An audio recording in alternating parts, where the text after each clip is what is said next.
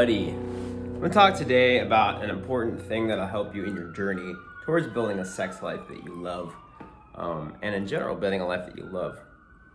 Joe Passion Unchained, if you couldn't guess, if you didn't guess. My mentor did a few episodes on his podcast, and I've been catching up. So, his episode, one of them that I was listening to, was how it's important to insulate yourself from what normies say. That's what he calls them, normies. Just the average person.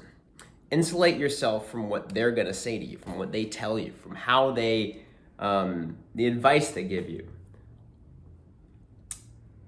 And when it comes to living a sex life you love, to having awesome sex as much as you want, with people that turn you on, and having intimacy with them, and being honest with them, being with people that you don't have to pretend for. You're gonna encounter a lot of people who are triggered by that. You're gonna encounter a lot of people who, because they're average, because they don't want to put in the effort and take the rejection, learn how to take rejection, and face a lot of it, they're gonna want to cut you down a peg. And they're going to feel like your success illuminates their failure. Most people, the average person, the majority of people, either don't find anyone they really like, or they settle. I love this fucking swivelly chair and this fuzzy thing. It's late at night. It's 10:36. I should be wearing my blue blockers, and I will once I stop this episode.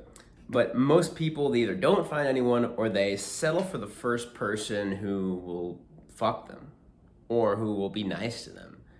And then over time, they'll become complacent in their relationships, and they will they'll just let their partner get fat or let their partner drift apart from them. And then in the end, they're going to get to a point where they're not happy with their situation, even if they started happy, because the majority of people aren't willing to put in effort or take risks to get what they want. They're more comfortable with being afraid of the risk of failure than to fail and then overcome that failure and build a life they love and succeed at that. And in the end, there's no real end point in life where you get to a point and you can just be complacent. At least if you want to maintain a life that you love, and a sex life that you love.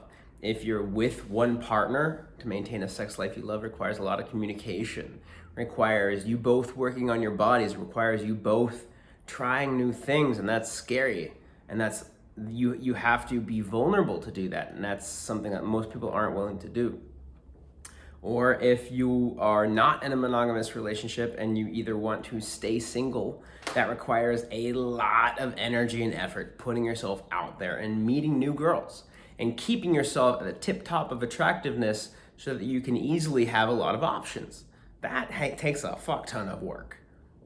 And then also, if you're in an open relationship, you need to be extremely honest and you need to be on the top of your game, because something in open relationships, if you are both getting different amounts of sex from outside the relationship, there can be a lot of jealousy. So you need to make sure you're on your game, especially if you're a guy, because it's easy for girls to go out there and have sex. If it's a two-sided open relationship, and if it's a one-sided open relationship where only you are seeing other people, or maybe you and her see girls together, but there's no other guys involved, then you have to deal with your own emotions. She's gonna probably feel some jealousy, and you might feel some jealousy. And you're gonna have to deal with it. You're gonna have to communicate, and that's not easy, that's hard. And you also both have to make sure you're still keeping each other, you're keeping each other's interest, and that means improving yourself, working on your body, etc. So there's always going to be a level of work it has to do with the upkeep. Now it can be a little minimal work, like for instance for a car that's running really well, you don't really have to do much, but you still have to change the oil every 10,000 miles. You still have to rotate the tires. You still have to replace the battery every now and then. Even if it's a perfectly running car, even if it's a new car, you're still gonna have to do all those things. So the ideal is to get your sex life running like a new car, where in the end, you're gonna have to do just a little bit of upkeep, change the oil, rotate the tires, and presto, you've got another 10,000 miles in the tank. It's a lot of sex. So, yeah, I wanted to clarify. I was inspired by his podcast. I wanted to take those ideas and apply them through my own filter to help you live a love life that you love, help you build a love life that you love. If you like this shit, if you like my content, I was trying to say shit and stuff at the same time, and it sounded really weird. If you like this shit, then go ahead and subscribe.